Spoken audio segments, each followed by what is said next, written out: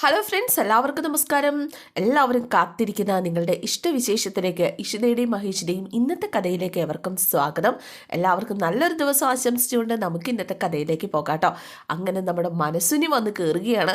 മനസ്സിനെ കണ്ട എല്ലാവരും ഒരുപോലെ ഞെട്ടി. മനസ്സിനെ വന്ന് വാദക്കൽ ഇങ്ങനെ നിൽക്കുക. എന്തായാലും വന്നത് അതിഥിയാണ്. പ്രഭുമാഷ് പറഞ്ഞു, വാ മനസ്സിനി. എന്തായാലും മനസ്സിനിക്ക് അങ്ങനെ ശത്രുവായിട്ട് കുറേ നാളൊന്നും നിൽക്കാൻ സാധിക്കില്ല. നമ്മളൊക്കെ ബന്ധുക്കളല്ലേ. മനസ്സിന് വരുമെന്ന് എനിക്കറിയാമായിരുന്നു. അപ്പോഴേക്കും നമ്മുടെ മനസ്സിൽ വന്നിട്ട് പറഞ്ഞു, ശരിയാ, ഞാൻ എൻ്റെ ജോത്സ്യരെ ഒന്ന് പോയി കണ്ടു. മാധവന് സന്താന ഭാഗ്യമില്ല എന്നത് ദൈവനിയോഗമാണ്. അതിന് ഞാനിതിന് നിങ്ങളോട് ശത്രുത വെക്കണം. മാത്രമല്ല ഇഷിരി ആ സമയത്ത് അങ്ങോട്ടേക്ക് വരിക കേട്ടോ. അപ്പോൾ ഇഷിരിയെ നോക്കിയിട്ട് ഈ സ്ത്രീ പറഞ്ഞു, എന്നെ ഒരു ശാപം പിന്തുടരുന്നുണ്ട്. ഇവളുടെ താലി ഞാൻ ആ കല്യാണത്തിനന്ന് പൊട്ടിച്ചതിൻ്റെ ശാപം, ഇവളുടെ മനസ്സുരുകിയതിൻ്റെ ശാപം ഇവളെ മനഃപൂർവ്വം ശപിച്ചതല്ല. എല്ലാത്തിൻ്റെയും ശാപമോക്ഷത്തിനാണ് ഞാൻ വന്നത്. പ്രിയാമണി, നീ ഒന്നും മനസ്സിൽ വെച്ചുകൊണ്ടിരിക്കരുത്. എന്നിട്ട് ഇഷിതയ്ക്കരികിലേക്ക് ചെന്നിട്ട് പറഞ്ഞു, മോളെ, നീ വിളിക്കുന്നത് മനസ്സിനി അമ്മ എന്ന് തന്നെയല്ലേ? അമ്മ എന്ന നിലയിൽ മോൾ എന്നോട് പൊറുക്കണം. മാധവിൻ്റെ കുഞ്ഞു മരിച്ചതിൻ്റെ പേരിൽ ഞാൻ നിന്നെ ഒരുപാട് ദ്രോഹിച്ചിട്ടുണ്ട്.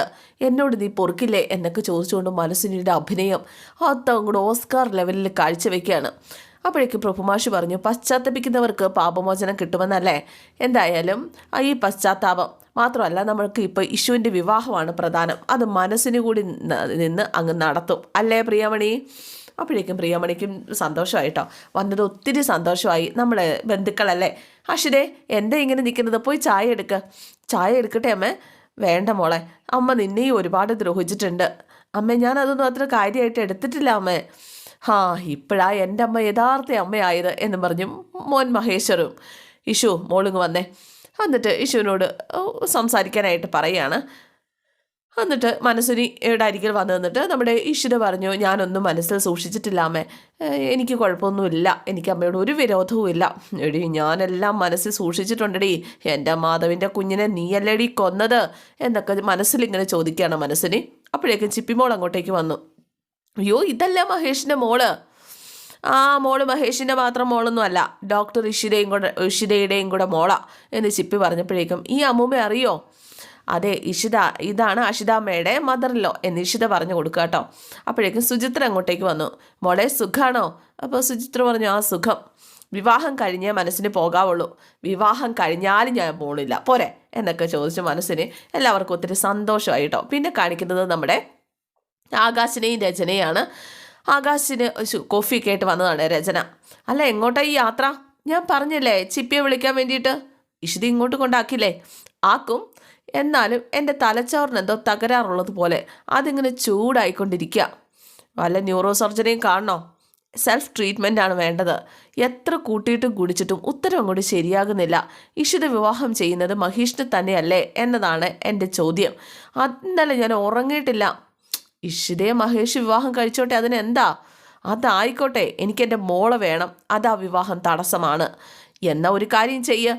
എൻ്റെ അഭിപ്രായത്തിൽ അവർ വിവാഹം ചെയ്യാൻ പാടില്ല എന്നത് തന്നെയാണ്.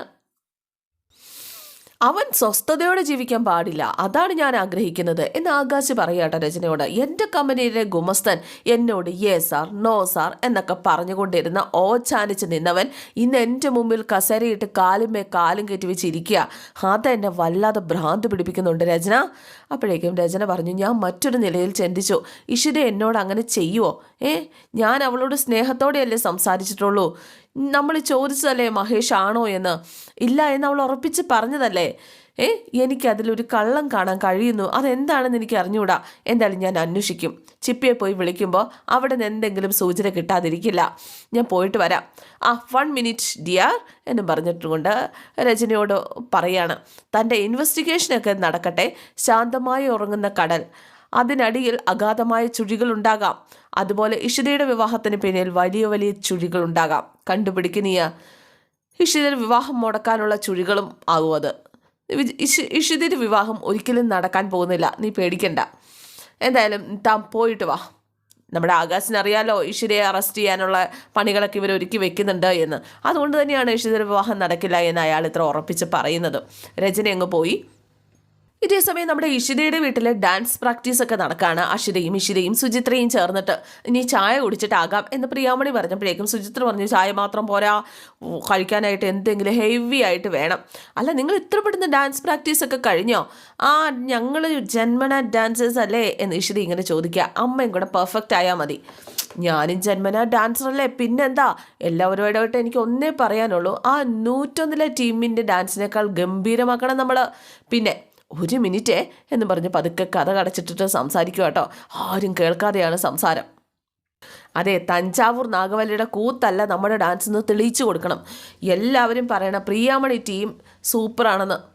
ഇഷിതേ, ഈ 100-101 തമ്മിലുള്ള യുദ്ധം ഇനിയും തീർന്നില്ലേ എന്ന് മാഷി ചോദിച്ചപ്പോഴേക്കും മനസ്സിന് പറഞ്ഞു, ഞാൻ പ്രിയാമണിക്കൊപ്പം നമ്മൾ കലക്കണം. ദേ രണ്ടെണ്ണം കൂടെ ഒരുമിച്ച്, ദേ രണ്ടും കൂടെ മനസ്സിനെയും പ്രിയാമണിയും കൂടെ കിടന്ന് കാണിക്കുന്ന കണ്ടോ എന്ന് മാഷ് ഇഷിതയുടെ ചെവിയിൽ പറയുകയാണ്. അപ്പോഴേക്ക് സുജിത്ത് പറഞ്ഞു, മതി മതി മതി, എനിക്ക് വിശക്കുന്നു. ഈ പെണ്ണിൻ്റെ ഒരു കാര്യം, ഇതിൻ്റെ വയറ്റിൽ കോഴി കുഞ്ഞുണ്ടെന്നാണ് തോന്നുന്നത്.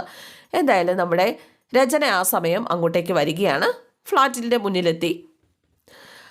എന്തായാലും ഈ 101 വാതക്കലെത്തിയപ്പോഴാണ് ആ 100ലേക്ക് കയറാനായിട്ട് ഇങ്ങനെ തുടങ്ങാതെ ഇഷിതയുടെ വീട്ടിലേക്ക് കയറാനായിട്ട് തുടങ്ങുന്നതിന് മുമ്പ് ആ ലിഫ്റ്റ് കയറി വന്നപ്പോഴേക്കും 101 നിന്നും സ്വപ്നവല്ലി പുറത്തേക്ക് ഇറങ്ങി വരികയാണ്.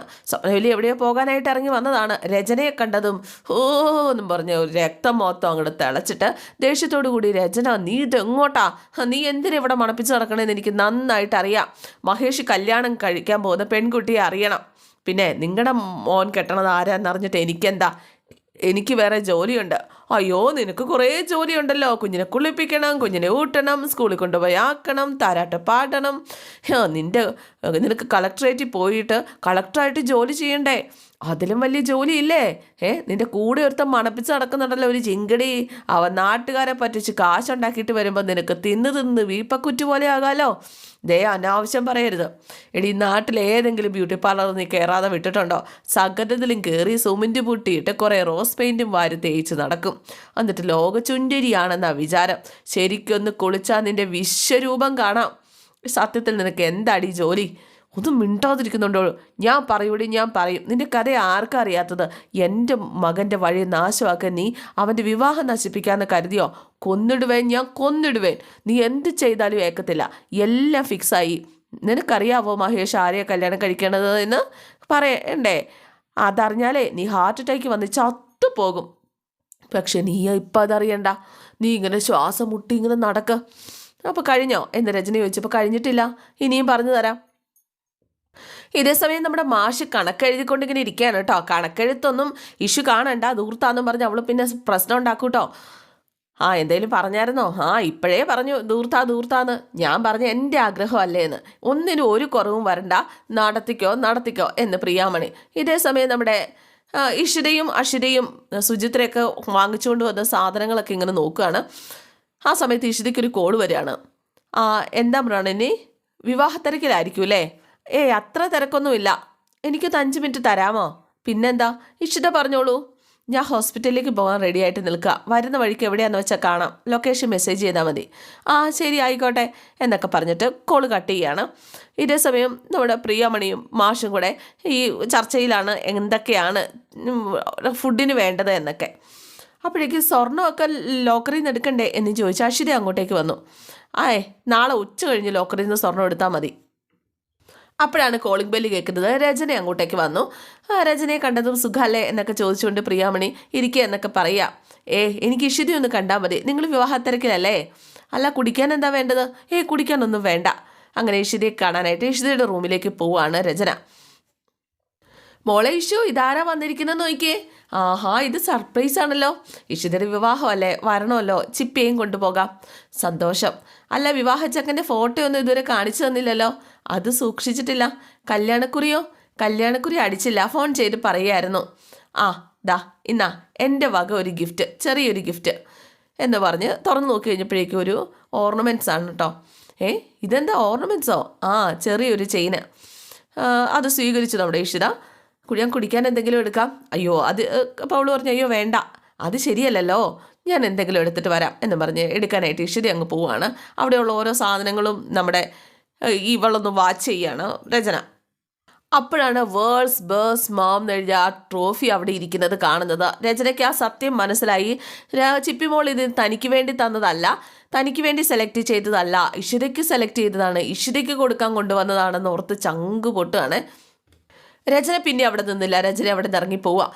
ഇഷിതയാണെങ്കിൽ രചന രചന എന്ന് വിളിച്ചുകൊണ്ട് റൂം ആകെ നോക്കുകയാണ്. എവിടെ രചനയെ കണ്ടില്ല. രചന 100ൻ്റെ പുറത്ത് വന്നു. രചന ആകെ ടെൻഷനിലാണ്. എന്താണ് സംഭവിക്കുന്നത്? ആ ഗിഫ്റ്റ് ചിപ്പി മേടിച്ചത് എനിക്കല്ല. ലോകത്തിലെ ഏറ്റവും നല്ല അമ്മ ഞാനല്ല, അത് ഇഷിതയാണ്. അതെങ്ങനെയായി? മഹേഷ് ആയിരിക്കുമോ ഇഷിതയെ കല്യാണം കഴിക്കാൻ പോകുന്നത്?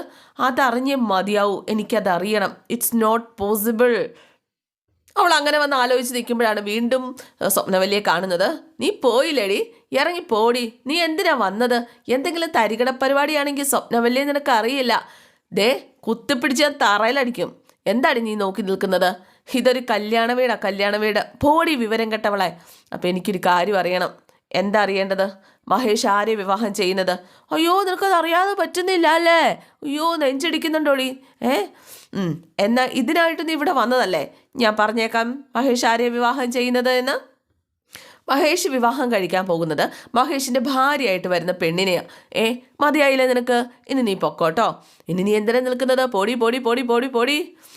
അപ്പോഴേക്ക് രചന പറഞ്ഞു, എന്നെ നിങ്ങൾ പരിഹസിക്കുകയാണോ? മഹേഷ് ആരെയാ കെട്ടുന്നത് എന്ന് എനിക്കറിയണം. ഹാ, എനിക്ക് കെട്ടുന്നത് ആരെയാണെന്ന് അറിയാം എന്നും രചന പറഞ്ഞു കഴിഞ്ഞപ്പോഴേക്ക് പിന്നെന്തിനാണ് നീ എന്നോട് ചോദിച്ചത്? മഹേഷ് ഇഷിതയല്ലേ കല്യാണം കഴിക്കുന്നത്? അപ്പം അതെ, മഹേഷ് ഇഷിതയാണ് കെട്ടുന്നത്. നിന്നെപ്പോലെ ഒരു അഴിഞ്ഞാട്ടക്കാരി അല്ല എൻ്റെ മഹേഷ് കെട്ടുന്നത്. ഡോക്ടർ ഇഷിത, അന്തസ്സുള്ള ഐശ്വര്യമുള്ള ഒരു പെൺകുട്ടി, നല്ലൊരു കുടുംബത്തിലെ പെൺകുട്ടി. മഹേഷിൻ്റെ വിവാഹം ഒന്ന് കഴിയട്ടെ. അത് കഴിയുമ്പോൾ ചിപ്പിയെ ഞങ്ങളിങ്ങ് കൊണ്ടുവരും. കേട്ടല്ലോ? ചിപ്പിയെ കാണാനായിട്ട് ഞാൻ നിന്റെ വീട്ടിൽ വന്നപ്പോൾ കുഞ്ഞിനെ നീ കാണിച്ചോ? എല്ലാത്തിനും നീ കണക്ക് പറയേണ്ടി വരും. പറയിക്കും നിന്നെ ഞാൻ. നിന്റെ കൂട്ടുകക്ഷിയില്ലേ ആ ആകാശ്, അവൻ നിന്നെ തെരുവിലേക്ക് ഇറക്കി വിടുന്നത് ഞാൻ കാണും. നോക്കിക്കോ. പോടി ഇറങ്ങിപ്പോവാൻ. മനസ്സിനെയാണെങ്കിൽ പൂണ്ട് അഭിനയിക്കുകയാണ്. മനസ്സിനെയാണ് ടാക്സിയുടെ കാര്യങ്ങളും ഒക്കെ അവിടുത്തെ കല്യാണത്തിൻ്റെ റെഡിയാക്കിയിരിക്കുന്നത്. കാശ് എത്രയാണെന്ന് പറഞ്ഞാൽ നമുക്ക് കണക്കെഴുതാമെന്ന് മാഷ് പറഞ്ഞിട്ട് പോലും വേണ്ട, അതിലൊന്നും ഒരു കണക്ക് സൂക്ഷിക്കേണ്ടെന്നാണ് മനസ്സിനെ പറയുന്നത്. ഇതേസമയം നമ്മുടെ രചന വീട്ടിലെത്തിയിട്ടുണ്ട്, ആകാശിൻ്റെ അരികിലെത്തിയിട്ടുണ്ട്. കുടിയോട് എന്തൊരു കുടിയോ ഏറ്റോ പൊന്നെ. പെണ്ണുങ്ങളിങ്ങനെ കുടിക്കുമോ? വലിച്ചു കുടിക്കുകയാണ് കേട്ടോ. ഇത് സാധ്യമല്ല. മഹേഷുമായിട്ടുള്ള വിവാഹം നടക്കാൻ പാടില്ല. ആ തള്ള എന്നെ പരിഹസിച്ചു. തള്ള. മഹേഷും ഇഷിതയായിട്ടുള്ള വിവാഹം നടന്നു കഴിഞ്ഞാൽ പിന്നെ ഞാൻ ജീവിച്ചിരുന്നിട്ട് എന്ത് കാര്യം? ആകാശാണെങ്കിൽ കഴിക്ക്, ഒഴിച്ചു കൊടുക്ക്, പ്രതികാരങ്ങൾക്ക് വീര്യം ഇവൻ കൂട്ടും എന്നൊക്കെ പറഞ്ഞുകൊണ്ട് വീണ്ടും ഒഴിച്ചു കൊടുക്കുക കേട്ടോ. അവൾ ഇഷിത എന്നെ പരിഹസിക്കാനുള്ള സിറ്റുവേഷൻ അവൾ ഉണ്ടാക്കുമായിരുന്നു. എൻ്റെ മോളെ മുൻനിർത്തി അവൾ യുദ്ധം ചെയ്യുമായിരുന്നു. അവളാണ് എല്ലാത്തിനും പിന്നിൽ. ആകാശിൻ്റെ റിവോൾവർ എനിക്ക് തരാമോ? അവളെ എനിക്ക് കൊല്ലണം. അതൊക്കെ ഞാൻ റെഡിയാക്കി തരാം. വിവാഹം മുടക്കാനായിട്ട് മഹേഷിനെ കൊന്നാലും പോരെ. നീ ആരെ വേണേലും കൊന്നോ, കാരണം നീ എൻ്റെ ഏഞ്ചലാണ്, എൻ്റെ മാലാഹപ്പെണ്ണ നീ ആരെ വേണേലും കൊന്നോ. നിൻ്റെ മുന്നിൽ പടയാളിയായിട്ട് ഞാനില്ലേ? എനിക്കറിയാം ആകാശ്, ഇന്ന് നീ എൻ്റെ ബലമാണ്, എനിക്കറിയാം എന്നൊക്കെ പറഞ്ഞുകൊണ്ട് ആകാശ് രചന ഇങ്ങനെ ചേർത്ത് പിടിക്കുകയാണ്. രചന ആകാശിനെയും. അവളിങ്ങനെ മത്ത് പിടിച്ചിങ്ങനെ ഇരിക്കുകയാണല്ലോ. ഇതേ സമയം പുറത്ത് നമ്മുടെ ഇഷിത വന്നു. ഇഷിതയും ചിപ്പിമോള് വന്നു. അപ്പോഴേക്കും ആകാശ് വന്ന് രചനയോട് പറഞ്ഞു, അതെ അവൾ വരുന്നുണ്ട്, അവർക്കൊരു സംശയം തോന്നിയേക്കരുത്, നീ മദ്യപിച്ചിക്കുമെന്ന് തോന്നിയേക്കരുത്, സമാധാനത്തിൻ്റെ വെള്ളരിപ്രാവിലായിരിക്കണം നിൻ്റെ സംസാരം. എന്തായാലും നമ്മുടെ ആകാശ് അങ്ങോട്ടേക്ക് ഇഷിതയെ സ്വീകരിച്ചു. രചനയാണെങ്കിൽ കൊച്ചിനെ പിടിച്ച് ചേർത്ത് പിടിക്കുക. ഞാൻ ചിപ്പിയെ കൊണ്ടാക്കാൻ വേണ്ടി വന്നതാ, ഉടനെ പോകണം. കല്യാണപ്പെണ്ണല്ലേ? അല്ല, എനിക്ക് ഹോസ്പിറ്റലിൽ പോകണം. ഇന്നലത്തെ ഫംഗ്ഷനൊക്കെ എങ്ങനെയുണ്ടായിരുന്നു? നന്നായിരുന്നു. ചെക്കൻ്റെ ആൾക്കാരൊക്കെ എത്തിയോ? ഞങ്ങൾ ഫാമിലി മാത്രമേ ഉള്ളൂ. അല്ല, പയ്യൻ്റെ വീട് തൊട്ടടുത്താണോ? അപ്പോഴേക്കും പറഞ്ഞു അല്ല. അപ്പോഴേക്കും ആകാശ് പറഞ്ഞു, ഡോക്ടർക്കൊന്നും അറിയില്ല, അച്ഛൻ കൊണ്ടുവന്ന ആലോചനയാ. ആരായാലും അച്ഛൻ പറഞ്ഞതുകൊണ്ട് കഴുത്ത് നീട്ടുന്നു എന്നൊക്കെ പറഞ്ഞ് ഡോക്ടറിനെ കളിയാക്കും കേട്ടോ. അതിന് കൊലക്കയറായാലും അങ്ങോട്ട് നീട്ടൂല്ലേ? എന്തായാലും വിവാഹത്തിന് ഞങ്ങൾ ക്ഷണിക്കില്ലേ? തീർച്ചയായിട്ടും ക്ഷണിക്കും. ക്ഷണിച്ചില്ലെങ്കിലും ഞങ്ങളെത്തും എന്ന് രചന. ഇഷിതി ഞങ്ങൾ ഫാമിലി മെമ്പറായിട്ടാണല്ലോ കാണുന്നത്. അല്ല, പ്രതിസൂത വരൻ്റെ ഫോട്ടോ എന്തെങ്കിലും ഫോണിലുണ്ടോ? കാണാനൊരു ക്യൂരിയോസിറ്റി കൊണ്ടാ. അപ്പോഴേക്കും ഇഷിത പറഞ്ഞില്ല. ഇഷിത പയ്യനെ കണ്ടിട്ടുണ്ടാവില്ല. അച്ഛനെ അനുസരിക്കുന്ന മോളല്ലേ, അതുകൊണ്ട് ഇഷിത പയ്യനെ കണ്ടിട്ടുണ്ടാവില്ല. ഇഷിതയ്ക്ക് മനസ്സിലായി ഇനി ഇവിടെ നിന്ന് ശരിയാവില്ല എന്ന്. ചിപ്പി ഞാൻ എന്നാ പോട്ടെ എന്ന് ചോദിച്ചുകൊണ്ട് ഇഷിത പോകാനായിട്ട് അങ്ങോട്ട് തിരിയാണ്. ആ സമയത്താണ് ചിപ്പി ആകെ സങ്കടപ്പെട്ട് അമ്മേ എന്ന് വിളിക്കുന്നത്. ഇത് കേട്ടോ നമ്മുടെ ഇഷിത ഞെട്ടിത്തിരിഞ്ഞിങ്ങനെ നോക്കുകയാണ്. അതുപോലെ തന്നെ ആകാശും രജനിയും. അപ്പോൾ ഇന്നത്തെ എപ്പിസോഡ് ഇവിടെ അവസാനിക്കുകയാണ്. എല്ലാവർക്കും ഇഷ്ടമായി എന്ന് വിചാരിക്കുന്നു. ഇഷ്ടപ്പെട്ടിട്ടുണ്ടെങ്കിൽ ലൈക്ക് ചെയ്യണം, കമൻറ്റ് ചെയ്യണം. പുതിയ ആൾക്കാരൊക്കെ കാണുന്നുണ്ടെങ്കിൽ സബ്സ്ക്രൈബ് ചെയ്യണം കേട്ടോ. അപ്പോൾ എല്ലാവർക്കും ഒരിക്കൽ കൂടി അടുത്ത വീഡിയോയിൽ കാണാം. C you again. Thank you.